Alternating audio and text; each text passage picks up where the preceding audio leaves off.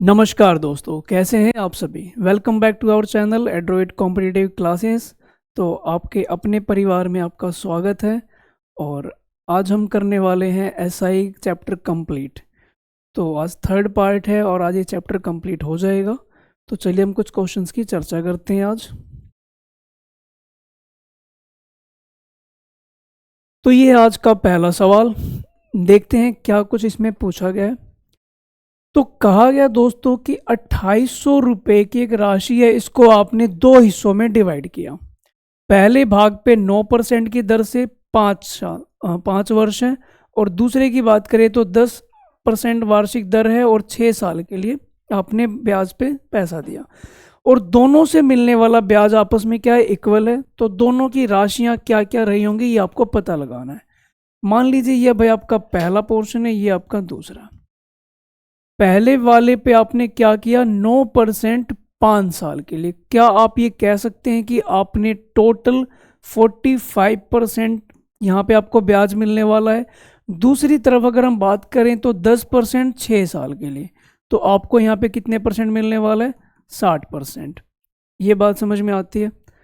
अगर मैं यहाँ से फर्स्ट और सेकंड की रेशो निकालता हूँ, फर्स्ट और सेकंड की अगर मैं रेशो निकालता हूँ तो 60 और ये डिवाइड बाई 45, यानी कि 4:3। ये इसकी रेशो आ गई। ओके, अब मुझे 2800 डिवाइड करना है, वो भी इस रेशो में। अगर मैं 2800 रुपये को डिवाइड करता हूँ इस रेशो में, क्या होगा, 7 से हम डिवाइड करेंगे। ये कितने पे कट होगा, 400 पे, यानी कि एक की वैल्यू 400।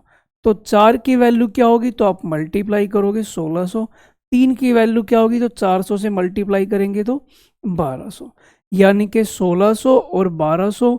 ये भाई आपका करेक्ट आंसर हो जाएगा, यानी कि ऑप्शन नंबर बी आपका यहाँ पे सही जवाब माना जाएगा। क्या इतनी बात समझ में आती है? कोई मुश्किल काम नहीं था। और ऐसे सवाल हमने डिस्कस भी किए हैं पहले, तो लगभग सेम क्वेश्चन ही है। चलिए अगले सवाल की ओर बढ़ते हैं। क्वेश्चन नंबर 2 सिमिलर सवाल ही है। क्या कहा गया देखते हैं। तो 8000 रुपये की एक राशि थी, इसको आपने दो भागों में डिवाइड किया। पहले भाग पे 21% और दूसरे भाग का 35%। ये भाई आपको ब्याज मिल रहा है, ठीक है। तो आपने प्रत्येक भाग पर ब्याज की राशि पता लगानी है। इस बार आपने भाई हिस्सा नहीं निकालना, आपने ब्याज बताना है कि ब्याज मिला कितना होगा। तो अगेन हमने कहा कि पहले वाले पे आपको मिल रहा है कितने परसेंट, 21%। दूसरे वाले पे आपको कितना मिल रहा है, तो 35%।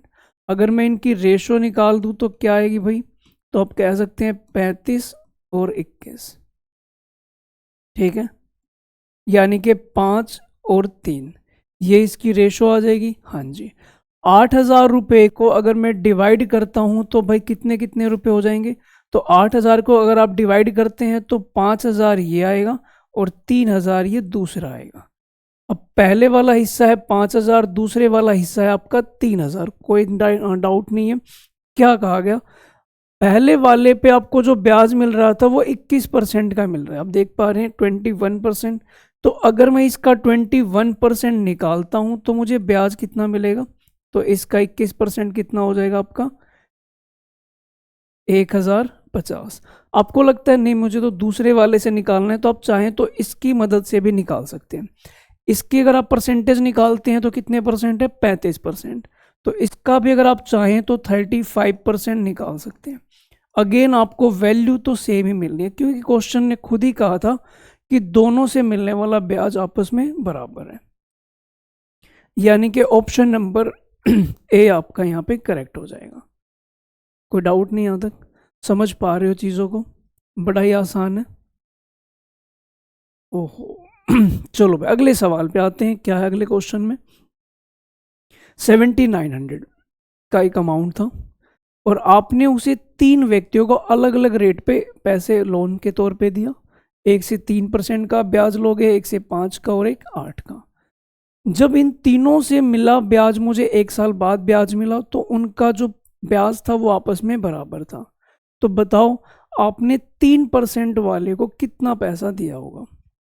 तो देखें जरा क्या होगा, ये फर्स्ट सेकंड थर्ड, पहले वाले को आपने दिया 3% के हिसाब से, दूसरे वाले को आपने दिया 5% और तीसरे को आपने दिया 8%।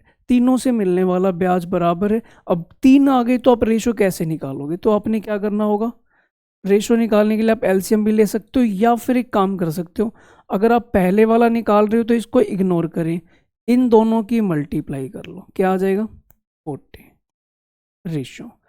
अगर आप सेकंड निकाल रहे हो तो पहले वाले को इग्नोर करो, इसको इग्नोर करो और इसकी मल्टीप्लाई कितनी आ जाएगी, तो 24। और आप तीसरे वाले को अगर इग्नोर करते हो तो इनकी मल्टीप्लाई कितनी आ जाएगी, तो ये आ जाएगी 15। तो ये इनकी रेशो आ गई, यानी कि जो आपने पैसा अपना निवेश किया है उसकी रेशो आ चुकी है 40, 24 और 15। चलो अब डिवाइड करते हैं, कितना पैसा था, ये सारा पैसा 7900 के बराबर था और इनका टोटल कितना बैठ रहा है, तो आप देख पा रहे हैं 79 ही आ रहा है। तो हमने 79 से डिवाइड किया, कितने पे कट हुआ ये, 100 पे। ओके, आपसे पूछा जा रहा था 3% वाला पैसा पता लगाओ। 3% पे आपने कितना इन्वेस्ट किया, 40। तो एक की वैल्यू अगर मान लीजिए 100 है तो 40 की वैल्यू क्या हो जाएगी, तो 4000। ये आपका आंसर। क्या कोई डाउट है इसमें, कोई परेशानी, तो मुझे कमेंट करके आप बता सकते हैं। और अगर ये सवाल आपको आ रहे हैं तो मेरे साथ साथ चलें, इवन मेरे से आगे भी चल सकते हैं। सवाल नंबर 4 काफ़ी खूबसूरत सवाल है भाई, बहुत ही बढ़िया एग्जाम के लिए। तो चलिए इनकी चर्चा करते हैं। सवाल नंबर 4 में क्या कहा गया, ए ने 800 रुपये की राशि थी 12% की दर से और बी ने भाई 910 रुपये की राशि 10% की दर से उधार लिया। कितना टाइम लगेगा कि ये दोनों पैसा विद इंटरेस्ट इक्वल हो जाए, मतलब जिसे आप अमाउंट बोलते हैं, मिश्र धन बोलते हैं, वो दोनों आपस में इक्वल हो जाए, तो कितना वक्त हमें लग जाएगा। तो हमने क्या किया, एक तरफ लिखा भाई 800 रुपये और उस पर मिलने वाला ब्याज है 12%, तो अमाउंट हमने निकाल दिया। टाइम हमें पता नहीं तो मैंने टी माना डिवाइड बाई 100 इक्वल टू, फिर क्या करेंगे, फिर इन्होंने देखा दूसरी तरफ है 910, तो 910 पे अगर हम देखें तो हमें कितना ब्याज मिलता है, तो यहाँ हमें 10% मिलता है। ठीक है, ये भाई आपका दोनों तरफ का अमाउंट मैंने बराबर कर दिया। अब इसके बाद क्या करेंगे, कैंसिल आउट कर रहा हूँ, 0 से 0 ये कैंसिल, अगेन इधर भी वही 0 से 0 कैंसिल।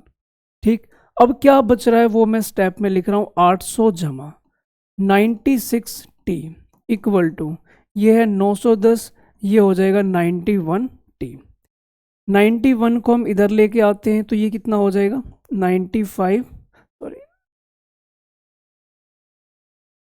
अगर हम इसको इधर लेके आते हैं कितना रह जाएगा 5T इक्वल टू 800 उधर लेके जाएंगे तो माइनस करें कितना बचेगा 110। टी की वैल्यू कितनी आ जाएगी 22, यानी कि हमें 22 साल का वक्त लग जाएगा इस पैसे को बराबर होने में। क्या ये बात समझ में आई? अच्छा, इसका दूसरा तरीका सर और क्या हो सकता है, तो देखें भाई जरा कितना डिफरेंस है इनके प्रिंसिपल में, आप वो देख लो। इनके प्रिंसिपल में जो डिफरेंस है वो है 110 का। ठीक है, जिसकी हमें आपस में कहीं ना कहीं एक का जो पैसा कम होगा उस पर रेट ज़्यादा होगा, ऑब्वियस सी बात है, तभी ये पैसा एक टाइम के बाद बराबर होगा। इन दोनों में जो अंतर है वो है 110 रुपये का। अब मैं देखता हूँ मुझे वो 110 की भरपाई करनी है, कितने साल में हो सकती है। पहले वाले पे अगर हम देखें तो 800 रुपये का मुझे ब्याज मिलेगा, यहाँ पे देख सकते हैं 800 रुपये का जो ब्याज होगा 12% के हिसाब से 96 होगा। ओके, दूसरे वाले को अगर मैं देखूं तो कितना होगा इस पे, तो इस पे होगा 91, यानी कि आप कह सकते हैं पहले वाले पे 96 है, दूसरे पे 91 है। एक साल में गैप कितने का आ रहा है, तो 5 का आ रहा है। आप हर साल 5 रुपये वो ज़्यादा ही गेन कर रहा है। ठीक, हमें कितने की भरपाई करनी है 110 के, तो बताना कितना वक्त लग जाएगा इसे भरपाई करने में, तो आप कह सकते हैं भाई 22 साल का वक्त लग जाएगा। और यही तो आपका आंसर था 22, ये क्वेश्चन था। ठीक है, तो ये भाई आपका मैंने बेसिक तरीका भी बता दिया और ये आप इसे इन शॉर्ट ऐसे भी कर सकते हैं। क्या इतनी बात क्लियर है? चल सकते हैं बच्चों आगे। ओके, क्वेश्चन देखें, ये एग्जैक्टली पिछला सवाल था वही है, बस फर्क किस बात का है, तो इसमें फर्क है कि ये क्वेश्चन आपको पी की फॉर्म में, क्यू की फॉर्म में ऐसे दिया हुआ है। ठीक है, पिछले में न्यूमेरिकल वैल्यूज थे, इसमें पी क्यू की भाषा दे रखी है, तो कुछ ऐसा नहीं है कि मुश्किल है। क्या कहा गया, पी रुपीज़ X% का ब्याज है, क्यू रुपीज़ पे y% का ब्याज है, कितने टाइम बाद ये दोनों मिश्र धन है अमाउंट बराबर हो जाएगा। एग्जैक्टली सेम सवाल। ठीक है, तो कैसे करेंगे वो देखें। अब यहाँ पे अगर हम बात देखें तो क्या कहा गया, ये आप P पे मिलने वाला ब्याज है x% और Q पे मिलने वाला ब्याज जो है वो y% है। ठीक, अब मुझे भाई इनकी भरपाई करनी है। ठीक, कैसे भरपाई करेंगे वो समझते हैं। और इसने एक बात और कह दी कि जो Q है वो P से बड़ा है। देख पा रहे हैं ये सिंबल लगा हुआ है। एक तो ये इसने बात कही Q जो है वो P से बड़ा है, कुल मिला के Q में से P घटाया जा सकता है। ठीक है जी, तो मैंने एक काम किया, शॉर्ट में कराता हूँ। ठीक है, हमें Q और P के बीच में कुछ ना कुछ तो गैप रहा होगा, इसकी हमें भरपाई करवानी है। ठीक है, ओके। अच्छा, उसके बाद देखें तो P पे कितने का मिल रहा है मुझे x%, तो आप कह सकते हैं P से हमें कितना मिल रहा है x%, यानी कि मुझे इससे इतना ब्याज मिलेगा 1 साल में। और दूसरे वाले से हमें कितना मिलेगा, तो QY डिवाइड बाई 100 आप ये कह सकते हैं। अगर हम देखें तो दोनों का एलसीएम, नीचे वालों का एलसीएम क्या आ जाएगा 100, और 100 कहाँ पहुंच जाएगा, तो आप कहेंगे भाई वो तो ऊपर चला जाएगा, डिवाइड बाई नीचे क्या रह जाएगा PX माइनस QY। क्या ये आपका आंसर आएगा। आप देख सकते हैं कौन सा ऑप्शन करेक्ट है, तो ऑप्शन नंबर ए आपका यहाँ पे करेक्ट हो जाएगा। तो वो जो आपको दिख रहा था काफ़ी लेंथी क्वेश्चन है, बस वो इतने में ही सिमट के रह गया। तो ये इसका सॉल्यूशन था, छोटा सा आसान सा। हाँ जी बच्चों, आ गया समझ में। हाँ जी सर आ रहा है, चलो आगे। चलो फिर अगले सवाल पे आओ। क्वेश्चन नंबर 6 की बात करें तो क्या कहा गया, 1500 रुपये पर 2 विभिन्न ब्याज की दर से 3 वर्ष में प्राप्त किया जाता है। ब्याज का अंतर है 13.5 रुपये। तो इनके रेट ऑफ इंटरेस्ट में क्या अंतर होगा। इसने कहा कि 1500 रुपये आपको दिए जाते हैं। ठीक है, टाइम आपका जो है वो है 3 साल। ये दो जगह मैंने 1500 रुपये पे किए, दोनों में जो टाइम है वो 3 साल है। स्टिल इनके ब्याज का डिफरेंस आ रहा है, डिफरेंस ऑफ इंटरेस्ट वो 13.5 रुपये है। अब 13.5 रुपये का अंतर इसलिए आया क्योंकि इन दोनों के रेट में कुछ ना कुछ अंतर होगा। आपने वही अंतर ढूंढना है कि कितना अंतर रहा होगा। तो हमने क्या करा, 1500 रुपये पे 3 साल का, पहले का रेट मैंने माना R1। क्या आप ये कह सकते हैं, दूसरे वाले पे 1500 रुपये 3 साल, इसका रेट रहा होगा R2। और जो गैप है वो कितने के बराबर है, 13.5 रुपये के। क्या आप ये कह सकते हैं, हाँ जी। मैंने इसमें से कॉमन लेना शुरू किया तो मैं देख पा रहा हूँ कि एक तो 1500, या फिर आप 0 से 0 कट कर दो, ये ज़्यादा आसान लग रहा है। मैंने देखा कि ऊपर से 15 और 3 दोनों कॉमन आ रहे हैं, यानी कि 45, और अंदर रह गया आपका R1 माइनस R2। अब R1 माइनस R2 है और इस तरफ आ गया आपका 45। अगर मैं 45 से इसको डिवाइड करता हूँ तो कितने पे जाएगा, 0.3 पे। यानी कि इन दोनों के बीच में जो डिफरेंस आ रहा है रेट का, वो कितना आ रहा है, 0.3% इनका डिफरेंस आ जाएगा। क्या इतनी बात समझ में आ गई। ठीक है, काफ़ी आसान सा क्वेश्चन था, कुछ खास था नहीं इसमें। क्वेश्चन नंबर 7 पे आते हैं। क्या कहा गया, एक साहूकार ने कहा अपने धन को 10% की दर पे 1 वर्ष के लिए उधार देने का फैसला लिया उसने। लेकिन उसने क्या किया, उधार देते टाइम उसने कहा कि ब्याज पहले ही लूंगा मैं। तो बताओ कि एक्चुअल में रेट ऑफ इंटरेस्ट क्या रहा होगा। भाई सिंपल सी बात है, अगर मैं आज आपको लोन दे रहा हूँ तो ब्याज तो आप मुझे 1 साल बाद देंगे। अगर बात की जा रही है कि आपको इंटरेस्ट पे करना तो 1 साल बाद देंगे, पर इसने कहा नहीं, इंटरेस्ट तो मुझे आज ही दे दो। तो आपको समझ में आ रही है वो कितना महंगा रहा होगा, क्योंकि मैं 1 साल बाद देने वाला पैसा आज ही दे रहा हूँ। तो रेट ऑफ इंटरेस्ट कहीं ना कहीं ज़्यादा ही माना जाएगा। कितना होगा एक्चुअल में देखते हैं। मान लीजिए भाई 100 रुपये का मुझे लोन देना था, रेट ऑफ इंटरेस्ट 10% है, तो मेरा ब्याज कितना बनता है, ये रेट ऑफ इंटरेस्ट 10% है, तो मेरा जो ब्याज बनता है वो बनेगा 10 रुपये का। पर मैंने क्या कहा, मैंने कहा कि नहीं, ब्याज तो मुझे आज ही दे जाओ। एक्चुअल में मैंने आपको लोन 100 का तो दिया ही नहीं, मैंने 100 रुपये की बात कही और 10 रुपये का उसमें से मैंने इंटरेस्ट आज ही रख लिया। तो मैंने आपको दिए कितने पैसे, तो आप कह सकते हैं ना 90 रुपये ही मिले आपको। तो एक्चुअल में तो आपको 90 रुपये का ही लोन मिला, अपने घर पे तो आप 90 ही लेके जाओगे, और उसमें से ब्याज कितना था 10 रुपये, मल्टीप्लाई 100। एक्चुअल में आप देखें तो भाई आपने इतने का रेट ऑफ इंटरेस्ट पे किया है। भले वो दिख कहने को 10 था, बट वो रियलिटी में 11 और 1/9 के बराबर था। यानी कि आपको महंगा रेट ऑफ इंटरेस्ट पे करना पड़ा है, ज़्यादा ब्याज आपको देना पड़ा है। ठीक है जी। अगले सवाल, काफ़ी प्यारा सा सवाल है और बढ़िया क्वेश्चन है। क्या कहा गया समझना। एक व्यक्ति है जो 4 पैसे प्रति रुपए, अच्छा इसका क्या मतलब है, 4 पैसे प्रति रुपए, 1 रुपए में कितने पैसे, 100 पैसे, उसमें से 4 पैसे। क्या आप ये कह सकते हो कि अपने आप में 4% की बात कह रहे हैं कि दर से, तो इनडायरेक्टली इसने 4% कह दिया। आयकर का भुगतान करता, टैक्स देना इतना, पता चला उसे कि ब्याज की दर में 4% से 3.75% रह गया, यानी कि ब्याज में कमी आई है। कमी आई है तो उसकी इनकम क्या हो जाएगी, कम हो जाएगी। कितनी कम हुई, तो 48 रुपये। बताओ उसकी पूंजी थी कितने की। ठीक है, मतलब पहले वो कमाता है, फिर उसके बाद 4% सरकार को टैक्स देता है, तो उसके बाद जो पैसा बचता है वो लेके जाता है। यानी कुल मिला के उसकी टोटल कैपिटल क्या थी या वो कितने कमा रहा था, ये आपको पता लगाना है। ओके, कितने रुपए की कमी आई है रेट में, तो आप कह सकते हैं सर 0.25% की कमी आई है, और वो कितने के बराबर है, 48 रुपये के। तो भाई अगर मैं यहाँ से आपसे पूछूं कि 1 की वैल्यू क्या होगी तो आप ये कह देंगे, और मैं आपसे पूछूं कि 100 की वैल्यू क्या होगी, तो आप कहेंगे कि भाई ये मल्टीप्लाई बाय 100 कर दो। डेसिमल हटाऊंगा, ऊपर 2 जीरो लगेंगे, ये आ गया। इसके मल्टीप्लाई करूं तो 19,200 रुपये ये आया। ये कौन सा अर्निंग है, ये उसकी अर्निंग थी। 19,200 रुपये उसकी अर्निंग होनी चाहिए थी, लेकिन ये पैसा हमेशा किसके बाद आता है, टैक्स के बाद आता है। अब ये पैसा टैक्स के बाद आया, अब टैक्स कितना पे कर रहे हो, 4%।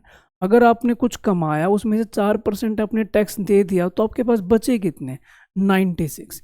क्या मैं कह सकता हूँ कि अब ये वैल्यू 96 के बराबर है, 96 की वैल्यू है ये, तो 1% की वैल्यू क्या हो जाएगी, तो आप कह सकते हैं 96 से डिवाइड करना है, तो 100% की वैल्यू क्या हो जाएगी, तो मल्टीप्लाई बाई 100 कर देंगे अगर मैं इससे कट करता हूँ तो कितने पे जा रहा है, 2 पे जा रहा है। क्या आप कह सकते हैं 20,000। कुल मिला के ये कहानी थी कि वो बंदा 20,000 रुपये अर्न करता था, उसमें से पहले 4% टैक्स देता था और फिर अपना प्रॉफिट घर लेके जाता था। ये कहानी होती थी। तो ये आप देख सकते हैं इतनी उसकी अर्निंग में कमी आई। देन हमने देखा कि वो 19,200 अपने घर लेके जाता था। अब हमें तो ये निकालना था कि उसकी पूंजी कितनी थी। अब ये पैसा टैक्स के बाद का पैसा है, 4% टैक्स के बाद। तो हमने देखा कि 96% ये यहाँ पे बचा होगा। 96 की वैल्यू ये है, तो 1 की वैल्यू, देन 100% की वैल्यू ये आ जाएगी। क्या इतनी बात समझ में आती है आपको? हाँ जी सर।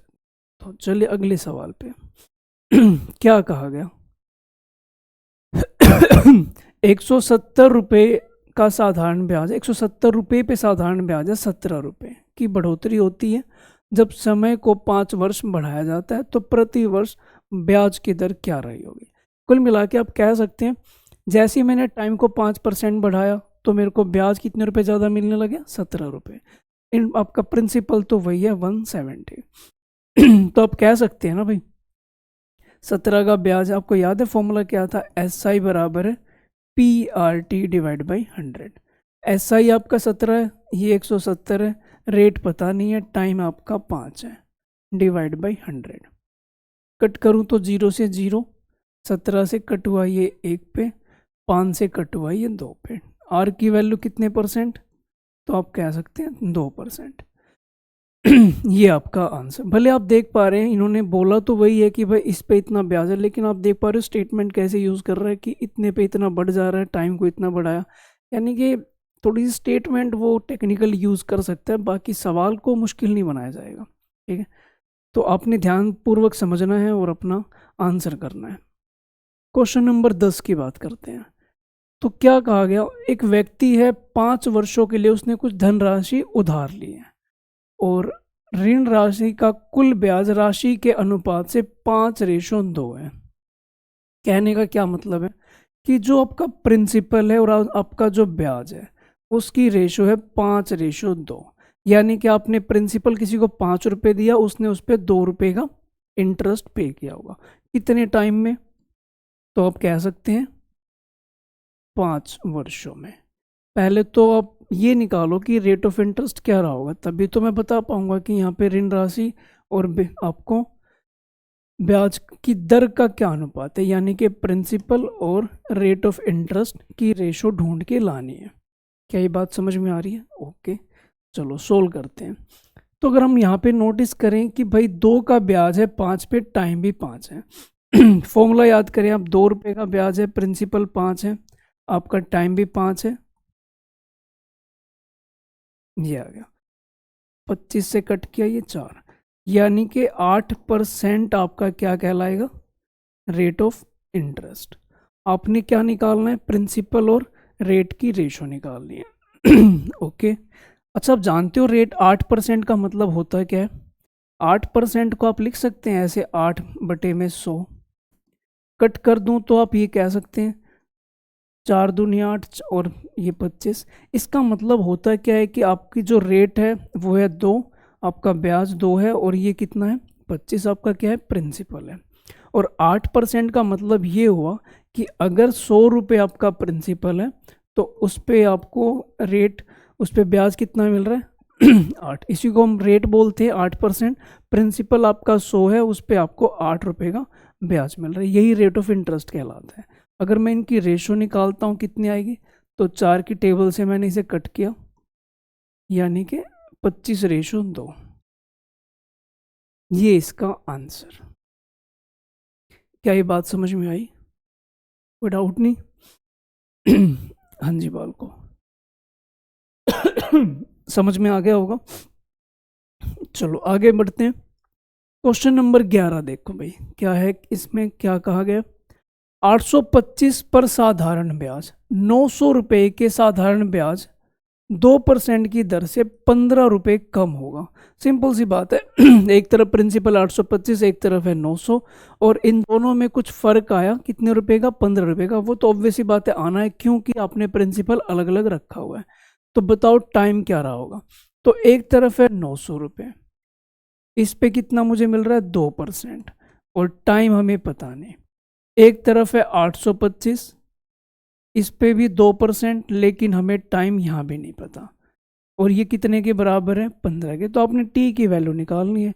ये मैंने एज ए इक्वेशन बना दी है, लेकिन आप इसे और कैसे कर सकते हैं उसकी भी हम चर्चा करेंगे। पहले मैंने 2% कॉमन लिया, देन मैंने टी कॉमन लिया। 900 में से 825 घटाएंगे तो कितना बचेगा, 75। ये 15 के बराबर है। 2 से कट किया ये 50 पे, 25 की टेबल से ये 2 पे गया, 25 की टेबल से ये 3 पे गया। अगर मैं क्रॉस मल्टीप्लाई करूं तो 2 जाएगा इस तरफ, यानी कि ये, और ये इसके डिवाइड में जाएगा। कितने पे कट हो जाएगा, 10 पे। यानी कि आप देख सकते हैं आपका आंसर क्या आ रहा है यहाँ पे, 10 साल। जब आपको ये पता था कि भाई सिर्फ और सिर्फ डिफरेंस किस चीज़ का आ रहा है, प्रिंसिपल का आ रहा है, रेट तो सेम है, टाइम भी सेम है, तो हमने ये देखा कि इनके बीच में फ़र्क कितने का है। तो आपने देखा कि 75 का फ़र्क है। यानी कि जो ब्याज में डिफरेंस आया होगा वो क्यों आया होगा, वो उस 75 रुपये की वजह से। 75 रुपये पे 2% कुछ टाइम के लिए ब्याज मिला होगा, वो 15 के बराबर होगा। बस ये आपने सिंप्लीफाई करना था। ठीक है, आपने ज़्यादा कुछ सोचना ही नहीं था, आपने बस ये देखना था कि इनके ब्याज में डिफरेंस क्यों आया, क्योंकि इनके प्रिंसिपल में डिफरेंस है। अब प्रिंसिपल में डिफरेंस कितने का है, 25 का। तो ये जो 15 रुपये का फर्क आया है वो उस किसकी वजह से आया, 75 रुपये की वजह से आया। यानी कि वो आपने बस उस पर ब्याज निकालना था 2%, वो 15 के बराबर लिखना है, उससे आपका टी निकल जाएगा। ठीक है भाई। हाँ जी बालको बोलो, क्या क्लियर है इतनी बातें? पक्का? तो कुछ कहना चाहोगे? कुछ कमेंट के ज़रिए हमसे बात करना चाहोगे? कोई दिक्कत हो, परेशानी हो तो आप बता सकते हैं बेझिझक। क्वेश्चन नंबर 12, क्या कहा गया? 700 रुपये में से कुछ रकम को हमने 6% की प्रति वर्ष की दर से और उधार दिया और शेष को हमने 4% के प्रति वर्ष के उधार दिया। दोनों से मिलने वाला कुल साधारण ब्याज 5 वर्षों में 1600 के बराबर है। तो बताओ 6% पे आपने कितना लोन दिया होगा? ठीक है, इसने क्या कहा? फर्स्ट, ये सेकंड केस, पहले वाले में आप 6% दे रहे हो, दूसरे वाले में आप 4% दे रहे हो। कुल ब्याज जो मुझे मिल रहा है वो 1600 का मिल रहा है 5 साल में। अब एक बात बताओ, हम तो यहाँ पे बात कर रहे हैं एनुअल की, ये एनुअल है, ये एनुअल है, बट ये बात कर रहा है 5 सालों की। मुझे ये बताएं, अगर 5 सालों में मुझे टोटल 1600 मिला है तो एनुअली कितना मिल रहा होगा? एक साल का कितना मिल रहा होगा? तो क्या आप कह सकते हो कि एक साल में आपको 320 रुपये मिल रहे होंगे? भाग कर दिया मैंने इनको, कोई डाउट नहीं। एक साल का जो टोटल ब्याज है वो 320 रुपये है। अगर मैं ये कहूँ कि 6% कितना हो जाएगा, अगर मैं यहाँ पे देखूँ कि 6% के हिसाब से 700 पे कितना ब्याज हो जाएगा, तो आप कहेंगे 420 रुपये हो जाएगा। और अगर मान लीजिए मैं 4% के हिसाब से निकालता हूँ तो कितना हो जाएगा, तो आप कहेंगे 280 हो जाएगा। इसमें मैंने लगा दिया एलिगेशन। इनका गैप कितना आ रहा है? तो आप कहेंगे 40 का। और इसका गैप कितने का आ रहा है? तो आप कहेंगे 100 का। रेशो कितने की बन रही है? 2:5। अब 7,000 रुपये हैं, आप डिवाइड करेंगे 7,000 को 2:5 में, तो आप कह सकते हैं 2,000 रुपये इधर और 5,000 रुपये आपने इधर इन्वेस्ट किए होंगे। आपको 6% वाला पता लगाना है। अब 6% पे आपने 2,000 रुपये इन्वेस्ट किए होंगे, यानी कि आपका ऑप्शन नंबर सी यहाँ पे करेक्ट हो जाएगा। हाँ जी प्यारे बच्चों, कोई दुविधा, कोई डाउट इसमें? समझ में आ गया होगा। देख सकते हैं आप, कोई बहुत ज़्यादा मुश्किल सॉल्यूशन नहीं है इनके। आसान आसान से ही सॉल्यूशन है। ओके, क्या कहा गया क्वेश्चन नंबर 13 में? साधारण ब्याज दर R1, एक आपका जो ब्याज का रेट है वो है R1, एक तरफ है आपका दूसरा R2। पहले वाले केस में क्या कहा गया? एक धनराशि है जो आपने 5 वर्षों में दुगनी हो जाती है, यानी कि आपने अगर यहाँ पे 1 रुपये लगाया तो भाई ये डबल हो जाती है। कितने टाइम में? 5 वर्षों में। फिर उसके बाद दूसरा केस बनाया इन्होंने कि अगर मान लीजिए 3 गुना अमाउंट हो जाता है, कितने टाइम में? तो ये 12 वर्षों में। तो आपने दोनों का अलग अलग रेट पता लगाना है कि इसका रेट क्या रहा होगा, इसका क्या रहा होगा, ये आपने पता लगाना है। ओके, चलो यहाँ पे आप मुझे बताएं कि इस बंदे ने ब्याज कितना कमाया। तो आप कह सकते हैं अगर डबल हो रहा है तो ब्याज इसने 1 रुपये का कमाया है। कितने सालों में? 1 रुपये पे 1 रुपये का ब्याज मिल रहा है, लेकिन 5 साल में मिल रहा है। मैंने भाई 1 रुपये का ब्याज कमाया 5 सालों में, तो आप कह सकते हैं मल्टीप्लाई 100 और कट कर दूं तो क्या आ जाएगा? 20%। यानी कि जो आपका रेट है वो पहले वाले का 20 है। दूसरे की बात करते हैं, इसने 1 रुपये लगाए और 3 रुपये का यहाँ पे अमाउंट बन गया। आपका जो ब्याज हो जाएगा कितना हो जाएगा? 2 रुपये। 12 साल में आप 2 रुपये कमा रहे हैं, तो आप हर साल कितना कमा रहे होंगे? तो आप कहेंगे 2/12 मल्टीप्लाई 100, कट करेंगे तो ये 6 पे गया, भाग करूँगा तो 16.67% आएगा। 100 को अगर आप 6 से भाग करते हैं तो 16.67, यानी कि ऑप्शन आपका कौन सा करेक्ट हो जाएगा? C option. अच्छा ये बताएं, मैं टाइम क्यों बार बार लिख रहा हूँ? क्योंकि जब आपका प्रिंसिपल यहाँ पे 1 है तो 1 रुपये पे आप 1 रुपये को 5 साल के लिए इन्वेस्ट कर रहे हो। इसका मतलब ये हो गया कि 1 रुपये को 5 साल के लिए इन्वेस्ट कर रहे हो, तो 5 रुपये इन्वेस्ट हुए, उस पे मुझे टोटल ब्याज 1 मिला है, इसलिए मैंने लिखा 1/5। ठीक, वैसे ही यहाँ पे मैंने आपका 1 रुपया, ये 1 रुपये 12 साल के लिए इन्वेस्ट किया, तो कुल मिला के 1 × 12 12 रुपये मैंने इन्वेस्ट किए थे, जिसपे मुझे ब्याज मिला है 2 रुपये का। तो 2/12 × 100 कर देंगे, ये आपका आंसर आ जाएगा 16.67। ये आपका करेक्ट आंसर। क्या इतनी बात समझ में आ गई? कोई डाउट इसमें? काफ़ी अच्छा सवाल है एग्ज़ाम पॉइंट से, तो इसे एक बार आप तमीज़ से समझ लें। हाँ जी, तो अगला क्वेश्चन है, चलिए समझते हैं इसके बारे में क्या कहा गया।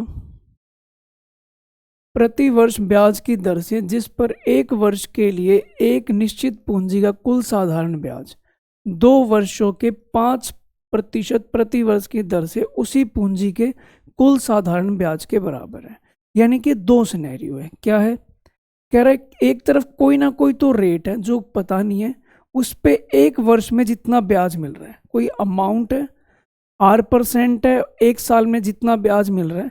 दूसरी तरफ 2 वर्षों में 5% के हिसाब से मुझे उतना ही ब्याज मिल रहा है। तो बताओ कि भाई आपका रेट ऑफ इंटरेस्ट क्या रहा होगा। यानी कि दो सिनेरियो हैं, एक तरफ रेट ये है, टाइम ये है, दूसरी तरफ आपका रेट है 5%, टाइम है 2। तो ये दोनों आपस में बराबर हैं, तो आर की क्या वैल्यू होगी? तो अगर मैं यहाँ से सोल्व करता हूँ तो आर की वैल्यू आप देख पा रहे हैं 10, यानी कि 10% रेट ऑफ इंटरेस्ट रहा होगा। दूसरी तरफ मुझे भाई 10% का ब्याज मिल रहा है टोटल। अब यहाँ पे टाइम कितना है? 1 साल। अगर मुझे 10% एक साल में ही कमाना हो तो ऑब्वियस सी बात है 10% की रेट रखनी पड़ेगी। ठीक है, तो ऐसे सवालों की चर्चा हम पिछले एक आधे टॉपिक में कर चुके हैं, कोई नया सवाल नहीं था, बस थोड़ा सा पूछने का तरीका बदल जाता है। क्वेश्चन नंबर 15 क्या है? अरुण ने 20,000 रुपये उधार लिए। दोनों दोस्तों को वह पैसे देता है। प्रथम को वह 8% पे देता है। अरुण कुल मिला के 10% का लाभ कमाना चाहता है। वो चाहता है अपने घर पे मैं 10 लेके जाऊं। ठीक है जी, तो वो पूछ रहा है कि मैं बाकी का पैसा किस रेट पे मैं दूं अपने दोस्त को। ठीक है, कैसे करेंगे? 20,000 रुपये थे, उसने क्या किया, दो दोस्तों को ये पैसा दिया। ठीक है, उसने क्या कहा, प्रथम को, ओहो इसमें भाई थोड़ा सा करेक्शन है, 12,000 रुपये। अच्छा, आपको एक बात पता है कि अगर कभी ऐसा हो जाए कि हिंदी इंग्लिश दोनों में गड़बड़ है तो इंग्लिश वाले को प्रायोरिटी दी जाती है एसएससी के नियम के अनुसार। तो कभी ऐसा हो कि आपको हिंदी में कोई एरर मिल जाए तो प्लीज़ उसे इंग्लिश में ज़रूर देख लेना, क्योंकि प्रायोरिटी हम इंग्लिश वालों को देते हैं, ऐसा नियम है। ठीक है, तो 20,000 रुपये थे, उसने क्या किया, 12,000 रुपये तो अपने एक दोस्त को दिया, तो बाय डिफ़ॉल्ट दूसरे दोस्त को 8,000। अगर मैं इनकी रेशो निकाल लूँ तो आप कह सकते हैं इस रेशो में उसने पैसे दिए थे। इस बंदे को उसने 8% के हिसाब से दिए, इसका हमें पता नहीं। वो ओवरऑल चाहता है कि 10% में कमा लूँ। ठीक है, ओवरऑल वो चाहता है 10% में कमा लूँ। मैंने क्या कहा, इस सवाल को समझना बड़ा ही अच्छा है, दिलचस्प क्वेश्चन है। टोटल पैसा 5 है, सब में मैं सोच के बैठा हूँ 10% कमाना। टोटल मैं सोच रहा था 5 यूनिट पे 10% कमाना, तो मैं 50% सोच के बैठा था। ठीक है जी, फिर क्या हुआ, उन्होंने कहा कि भाई इस दोस्त को हमने 8% पे दे दिया। अब जो पहला दोस्त था उसको मैंने 3 हिस्से पे दिया, और कितने परसेंट पे, 8% पे। देखा मैंने कि 24% तो मैंने कमा लिया यहाँ से, मुझे 26% और कमाना है।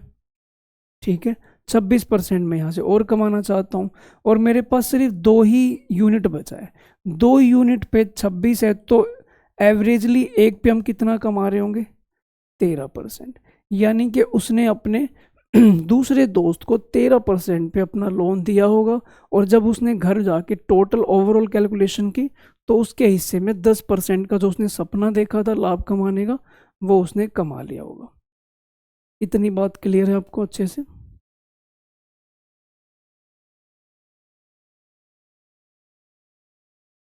चलिए, तो बात करते हैं इंस्टॉलमेंट की, कि भाई इंस्टॉलमेंट, अच्छा इसमें भाई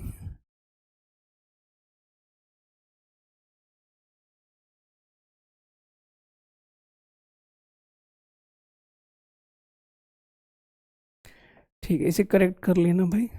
चलो बात करते हैं इंस्टॉलमेंट वाले टॉपिक के। क्या कहा गया कि आपको इंस्टॉलमेंट पे करने, कुछ अमाउंट पे करना है, वो भी किश्तों में, वो भी एसआई का केस है, एक सीआई में भी केस आएगा, फिलहाल अभी हम एसआई की बात कर रहे हैं। इसने कहा कि क्या इंस्टॉलमेंट मुझे रखनी चाहिए, 848 रुपये मुझे पे करने हैं, वो भी 4 साल बाद। तो और 4% का रेट चल रहा है, तो मैं क्या इंस्टॉलमेंट आज से जमा करना शुरू कर दूँ। मतलब आज मान लीजिए मैं कहूँ कि 4 साल बाद एक पैसा अमाउंट पे करना है 848। आप बैंक में आज जाते हो और कुछ पैसा डिपॉजिट करना शुरू करते हो ताकि 4 साल बाद आपका वो पैसा जो है वो 848 बन जाए और आप वो किसी को रीपे कर दो। ये इसका मतलब है। ठीक है, ये काम करना है। तो चलिए समझते हैं, काफ़ी इंपॉर्टेंट टॉपिक है, तो देखना। आप 4 इंस्टॉलमेंट पे करने वाले हो।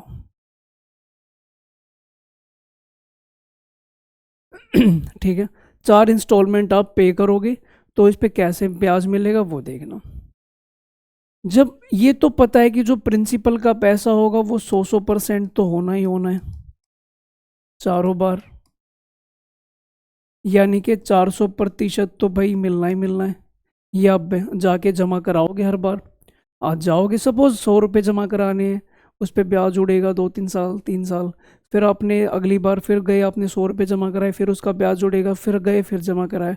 तो ऐसे करते हुए आपने एक फिक्स अमाउंट सेट कर लिया कि इतना मुझे बैंक में जमा करा के आना है, और उसके बाद 4 साल बाद आपको पैसा मिलेगा विद इंटरेस्ट, और आप अपना लोन रीपे कर दोगे। ये इसका मतलब हुआ। ठीक है, तो कैसे करेंगे ये समझते हैं। जब बारी आएगी इस वाले पैसे की कि यहाँ पे हमने कुछ देना है, तो क्योंकि ये पैसा end of the third year जाएगा, बिल्कुल इस पे जो ब्याज मिलेगा मुझे कितने का मिलेगा, इस पे ब्याज मिलेगा 4% 3 साल तक। कुल मिला के कितना हो जाएगा ये 12। इस वाले पे मुझे मिलेगा 4% लेकिन 2 साल के लिए, तो ये हो जाएगा 8। इस वाले पे मुझे मिलेगा 4% 1 साल के लिए, यानी कि 4। और इस वाले पे मुझे मिलेगा 4% 0 टाइम के लिए, यानी कि 0। तो कुल मिला के आप कह सकते हैं इतना, ये आपका प्रिंसिपल और ये आपका इंटरेस्ट। क्या ये बात समझ में आ गई आपके? हाँ जी। तो अगर मैं इनको जोड़ दूँ तो 12 8 20, 20 और 4 24, 424% आपके खाते में जमा हो जाएंगे। ओके, 424% आप जाओगे और वो देने के लिए किसी और को, और जानते हो कितने के बराबर, ये 848। तो 1% की वैल्यू क्या होगी, आप इससे इसको डिवाइड कर रहे हो तो ये 2 पे जा रहा है, तो 1% की वैल्यू 2 है। आप चाहते हो 100% वैल्यू निकालना, यानी कि 2 की वैल्यू, 2 की वैल्यू कितनी हो जाएगी तो 200 रुपये। आज आप बैंक में 200 रुपये जमा कराना शुरू करो, आप 4 साल बाद पाओगे इस रेट के हिसाब से आपके खाते में 848 रुपये हो जाएंगे। लेकिन ध्यान रखना, सीआई की जगह पे एसआई का केस होना चाहिए, एसआई का केस, सिंपल इंटरेस्ट। तो आज 200 रुपये आप जमा करना शुरू करोगे तो अपने आप विद इंटरेस्ट वो 848 का आपका लोन पे हो जाएगा। चलो जी, अगला सवाल है आपके लिए। कह रहा है कि इस बार मुझे 2500 का लोन चुकाना है। ओके, 12.5% रेट है, 5 वर्षों में आपने ये उधार देना है। ठीक है, 1 2 3 4 5। आप हर बार क्या करोगे, 100%, 100%, 100 और 100 और 100, टोटली कितना हो जाएगा 500%। आपका सिर्फ कौन सा पैसा हो जाएगा, प्रिंसिपल का, जब आप इस वाले पे लोन देने जाओगे। ठीक है, तो भाई कितने साल के लिए, 4 साल के लिए। ऐसा क्यों हो रहा है, क्योंकि जब आप इसे जमा कराओगे तो at the end of the year जमा कराओगे, और इस पे मुझे 5 साल का नहीं 4 साल का ब्याज मिलेगा, और रेट ऑफ इंटरेस्ट कितना है 12.5। ठीक है, अगली बार जब मैं जाऊंगा तो मैं,